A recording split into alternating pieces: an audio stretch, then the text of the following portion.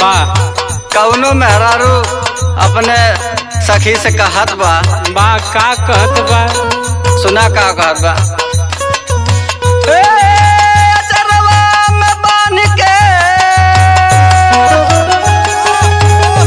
ए अचरवा में बांध के रखबै बलम के, अचरवा में बांध के रखबै बलम के, अचरवा में बांध के, रखबै बलम के, अचरवा में बांध के, अचरवा में बांध के, अचरवा में बांध के रखबै बलम के, अचरवा में बांध के रखबै बलम के, अचरवा में बांध के, रखबै बलम के, अचरवा में बांध के।